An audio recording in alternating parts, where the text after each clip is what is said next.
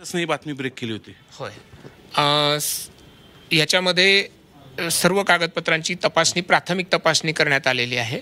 याच्यानुसार कंपनीने, अमेडिया कंपनीने आणि कुलमुख्तार शीतल तेजवानी यांनी सब रजिस्ट्रारकडे मे 2025मध्ये 20 मे 2025ला जे खरेदी खत नोंदवलेलं आहे ते जुना सातबारा देऊन नोंदवल्याचं निदर्शनास आलेलं आहे. याबद्दल आणि त्यांनी 2023च्या इंडस्ट्रियल डिपार्टमेंटच्या पॉलिसीनुसार डेटा सेंटरसाठी स्टॅम्प ड्युटी माफीचा दावा केलेला आहे. त्याबाबत लेटर ऑफ इंटेंट त्यांनी सादर केलेला आहे इंडस्ट्री डिपार्टमेंटचं, परंतु त्यालाही एंटायटल आहे का याचा तपास आता ही कमिटी करणार आहे. मात्र जे LBT आणि मेट्रो सेस हे 2% वसूल करणं आवश्यक होतं ते त्यांनी भरलेले नाही. त्यांना ॲडज्युडिकेशनसाठी सहजिल्हा निबंधक यांनी नोटीससुद्धा दिली होती, तथापि त्यांनी त्याला कोणताही रिस्पॉन्स न देता परस्पर सब रजिस्ट्रारकडे दस्त नोंदणी केलेली आहे. थोडक्यात अनियमितता झालेली आहे यावर. अनियमितता दस्त नोंदणी करताना 2% ड्युटी वसूल करणं आवश्यक होतं, ती झालेली नाही आहे. त्याबद्दल नोटीस त्यांना दिलेली आहे. आणि प्रॉपर्टी कार्ड याचं तयार झालेलं असताना 2020मध्ये त्यांनी जुना सातबारा देऊन ही दस्त नोंदणी केलेली आहे. याबद्दल माननीय IGR साहेबांनी देखील फौजदारी गुन्हा दाखल करण्याचा निर्णय घेतलेला आहे. संबंधित काय आपण कोणाकोणाला आरोपी करणार आहोत? नाही, आरोपी संबंधितांविरुद्ध म्हणजे व्यवहार करणारी कंपनीने सुद्धा चुकीचा सातबारा देऊन शासनाची फसवणूक केलेली आहे आणि तत्कालीन सब रजिस्ट्रार जे होते त्यांनी सुद्धा याची कोणती खात्री न करता ही कारवाई केल्यामुळे त्यांच्यावर देखील संगनमताचा फौजदारी गुन्हा दाखल करण्यात येणार. कुठले कलम असतील साधारण? कलम आता शासनाची फसवणूक, शासनाची कशी फसवणूक एकदा पुन्हा एकदा सोप्या भाषेत महाराष्ट्र. जुना सातबारा, बंद झालेला सातबारा, 2018 साली जो सातबारा बंद झाला होता तो दिलेला आहे. त्याच्यावर प्रत्यक्ष क्षेत्र सुद्धा सातबारावर 40 एकर आहे, परंतु प्रॉपर्टी कार्डवर क्षेत्र कमी आहे. आता प्रॉपर्टी कार्डवर कोणाचे नाव नोंद आहे? प्रॉपर्टी कार्डावर मूळ मालकांचीच नाव आहेत, गायकवाड वगैरे कोणी, आणि याची नोंद झालेली नाही. या जो व्यवहार झाला 25मध्ये मे 2025मध्ये याची कोणतीही नोंद किंवा याचा अंमलबजावणी प्रॉपर्टी कार्डावर किंवा सातबारावर झालेली नाही. मग आता ही जमीन नेमकी कोणाच ताब्यात आहे? शासनाच्या. कारण प्रॉपर्टी कार्डवर जे मूळ जमीन मालकाची नावं असतील, म्हणजे शासनाकडून जमीन हस्तांतरित झाली मूळ मालकाकडे? नाही, मूळ मालकाच्याच ताब्यात आहे जमिनी अजूनही.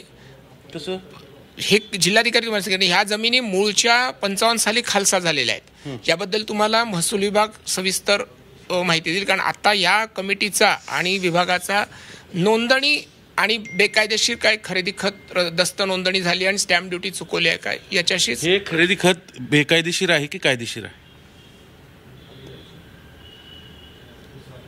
खरेदी खत सातबारा देऊन केलेला आहे हे चुकीचंच आहे, कारण त्यांनी बंद झालेला सातबारा इथे जोडलेला आहे. कलेक्टर साहेब म्हणतात की शासनाची फसवणूक झाली आहे सगळ्या केसमध्ये आणि ही जमीन आजही शासन जमा आहे. मग खरं काय समजायचं?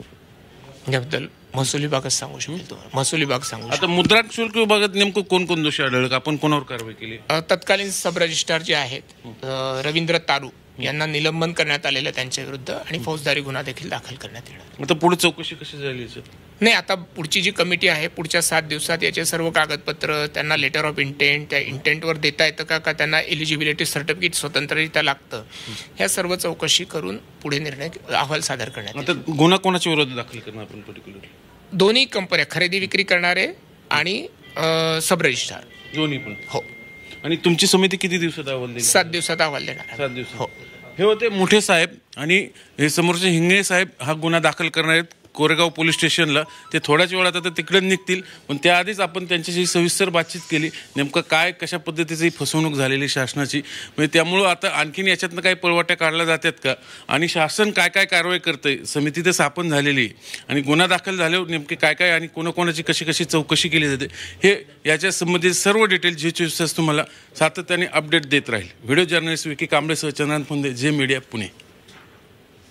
तर आता ही मोठी बातमी आपण आत्ताच्या क्षणाची पाहतोय. मुद्रांक शुल्क विभाग पोलिसात जाणार असल्याचं कळतंय. आमच्या प्रतिनिधींनी त्या अधिकाऱ्यांशी बातचीतही केलेली आहे. मुद्रांक शुल्क पोलिसांकडे तक्रार करणार असल्याचंही कळतं आहे. कोरेगाव पोलीस स्टेशनमध्ये तक्रार दाखल करण्यात येणार आहे. आता या सगळ्यामध्ये या प्रकरणाला नेमकं काय वळण लागतं हे पाहणं महत्त्वाचं असतानाच मुद्रांक शुल्क विभाग पोलिसात तक्रार दाखल करणार असल्याचं कळतंय.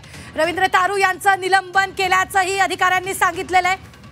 रवींद्र तारू यांच्या विरोधात फौजदारी गुन्हा दाखल करण्यात आलाय. खरेदी विक्री करणाऱ्यांविरोधात तक्रार दाखल होणार असल्याचंही कळतंय. 7 दिवसात प्रकरणाचा अहवाल देणार असल्याचंही यावेळी कळतं आहे. ही सगळ्यात मोठी बातमी आपण आत्ताच्या क्षणाची पाहतोय. खरेदी विक्री करणाऱ्या विरोधात तक्रार दाखल करण्यात येणार आहे. 7 दिवसात या सगळ्या प्रकरणाचा अहवाल देण्यात येणार आहे.